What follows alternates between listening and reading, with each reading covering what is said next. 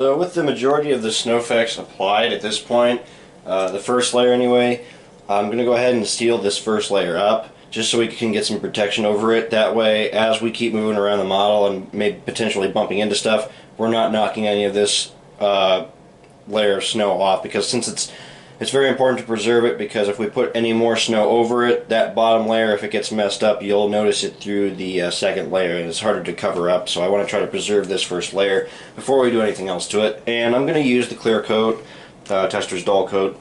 I find this works best. Now, I did get some questions regarding using clear finishes on the baking soda snow, regarding like getting a yellowish fade or a yellowish tint to it. And I could definitely see that being an issue over time as it ages. However, I've never really dealt with that kind of issue. Where I did see this happen, though, was with Krylon clear finishes. I had originally used a large thick coat of Krylon clear to seal my baking soda snow up on the first that I did, and I had the yellowing issue. All the other engines I've done at this point, I've used the Tester's dull coat, and I've never had any problems with the snow yellowing or anything like that. So that aside, you know, use it at your own risk, but I haven't had any problems with it myself, so you should be good. So I'm going to do a quick clear finish on all of these little areas, especially on like these heavier buildups like on the front. I want to just kind of be really careful, and I just want to give, you know, a quick layer. Just like if you were doing scenery, you don't want to apply all the glue at once. You just sort of want to lightly go around it several points in time and just slowly build it up. Not all at once, slowly. This is the key to this. That way you don't start taking some of the snow off. So that's the first layer. I might go back and add maybe one or two more coats to this, but we'll come back and show you guys the progress.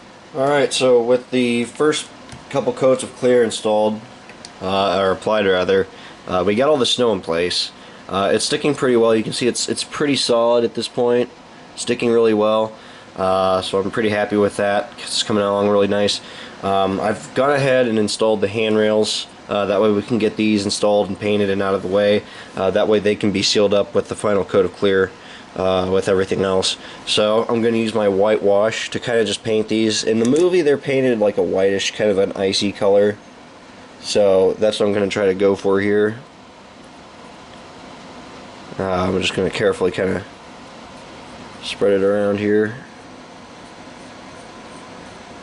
I'm just using a light wash. I don't want these to be completely like solidly painted with a heavier coat of paint. I just want them to have the white effect and still look kind of weathered with that brown underneath. And I'm being careful around the snow, just going all the way down to the base of the stanchion and painting them. Getting these back railings now. These are a little bit more important. The ones on the side you can't see from the back, but these you got to cover at all angles, since you can see them at multiple angles on the model. So I'm just going to take my time here.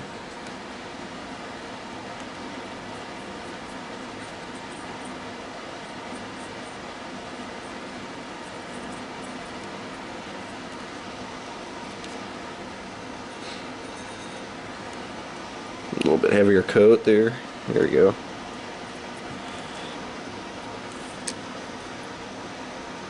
So I'm not going to get crazy with like chalk or powder weathering on this like I do normal models where, you know, it's a prototype and you can see the rust and everything. The engine is weathered because of how they painted it. So there's not really too many areas to actually weather. It's all by the paint methods. Then that's why I took so much time to do the dry brushing and everything else, like on the hood and everything. So there's not really too much to do here, but I do have to enhance some little details. And it's areas like the fans, the winterization hatch here, stuff like that. And I'm going to use some black powder just to kind of darken these a little bit. I could use black washes, but I want these to actually look grimy and chalky, kind of like in the real movie. So the best solution here would be to just use the straight up powders. I'm not going to get too much in here. I just want a little bit. And I'm just going to start applying this in the fan here.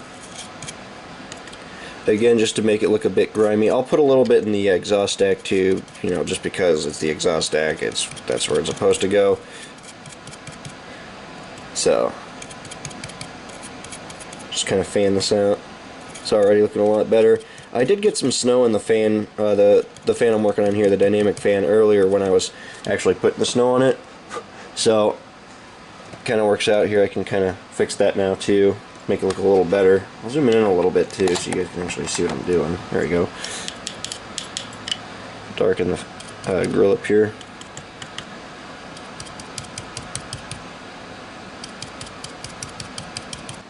Alright guys, so guess what? We're done. That's right. It's taken me this long, this many years to get around to finishing it, but I've finally completed the Runaway Train GP40-2. I've gotten a lot of requests to get this thing done, and I'm glad I finally could. I'm really happy with it. I finally have gotten my modeling skills up to par to be able to actually tackle this project properly.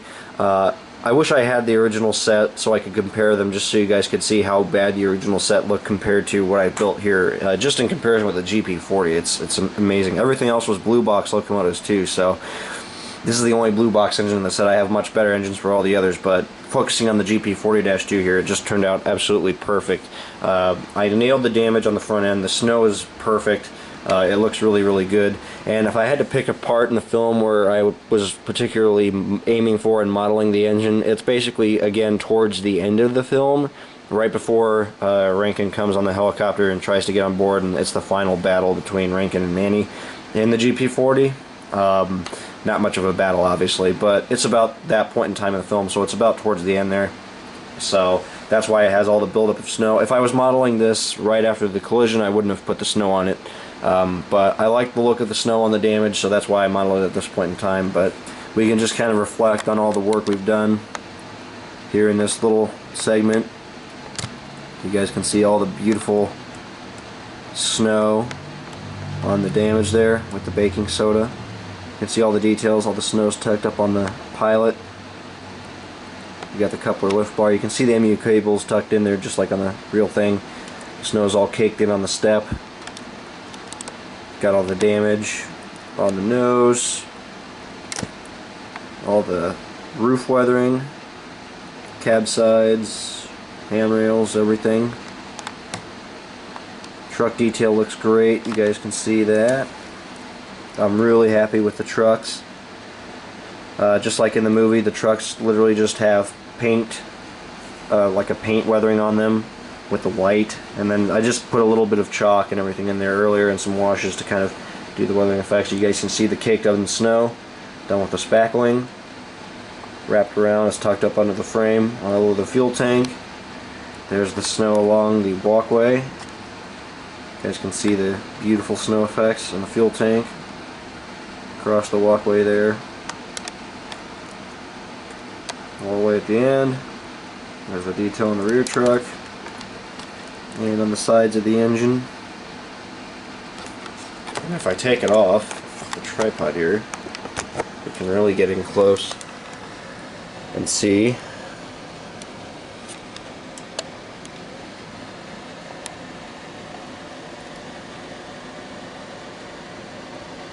Absolutely awesome. You guys can see all the snow buildup around the fan, right there on the winterization hatch, kind of built up around it there. Just a little bit on the rear high hood.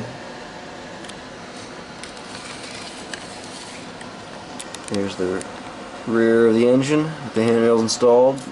All the snow effects are done on the pilot. Got all the nice dry brushing on the hood. Looks really nice.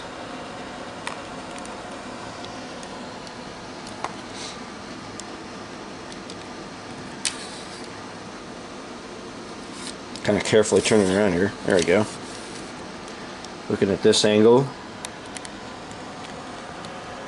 there's all the nice details.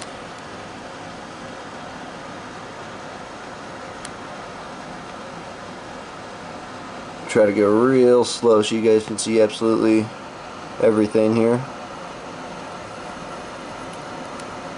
Gorgeous.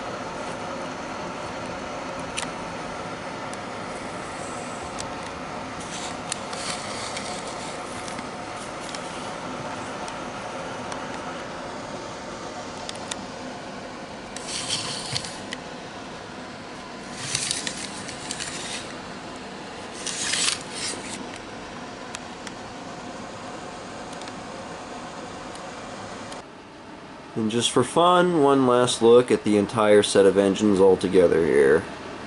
So you have the GP40 now completed. You have the completely overhauled Bowser F7A 1500. And then we have the GP7s, both basically the same, just slightly different to an extent. But they're completed and ready to go. So there we go. I'll try to get some shots of them running at a club lab at some point in time. That'll be kind of my next idea, and just as a sneak peek, when I take pictures of them, I'll try to get a snow diorama out. That way I can take proper pictures of them and make it look realistic. I'll try to do some fake snow effects and stuff, so it should be pretty sweet. Also, for any of you guys here in the Ohio area or planning to visit the Ohio RPM meet in Marion this April, I will be displaying these engines along with some other nice models on display at a table, hopefully this year, so you guys can keep an eye out for that. So if you want to see these engines in person, you can at the Marion meet. So just as a heads up there. But that's pretty much it. I'm really happy to get these done. Hope you guys have liked the build thus far. Well guys, here we are at the end of things. I'm glad I got the project done. I'm glad I was able to kind of show everything here in detail and let you guys see how I was able to do like some of the snow effects and stuff like that. These have been big questions I've been asked for years. Obviously, just to finish the engine has been a huge question by many people for years now. And I'm glad I could finally get it done and I was able to show it to you. So timing definitely worked out on this one. I'm very glad I got it done, and I was glad I was able to show it to you here. So hope you guys have enjoyed this video series. I'm going to keep doing this. I really like showing these kind of projects kind of from start to finish, because you guys can kind of see how I use my same techniques over and over again, but I use them differently in different applications and different facets and stuff like that. I think it's a good way to kind of go over a wide variety of ways you can use one technique, and in this case the weathering in particular I think was a really good section alone, aside from the snow effects and everything else and doing the damage. So I really liked how this came out here, and I hope you guys liked it too. So keep an eye out for more videos in the future. I'll be keeping on the build series. I got a couple more locomotives and stuff I'm working on. I got a bunch of rolling stock and stuff I got to work on too. I got customer projects in the works. This has kind of put me back because the priority has been obviously to finish this for the last couple of months, since last year now. So I'll go ahead and start rolling out some more projects. I'll keep the update videos coming here. We're due for one now, so I think I'll go ahead and get one uploaded next, so you guys can keep an eye out for that. Until the next time, thanks for watching guys. Keep an eye out for more videos and pictures on my Facebook group. Of course, you can follow me on there. My Facebook page is Dance Custom Trains. My Instagram is CoolHandDano5. That is all lowercase. You guys can follow me there. I'm always posting videos and pictures of work and stuff like that. Sometimes I mess around and just have fun, but that's what it's kind of there for. So you guys can kind of follow me on my social media if you like. And of course, subscribe to me here for more content. So I'll see you next time. Take it easy, guys.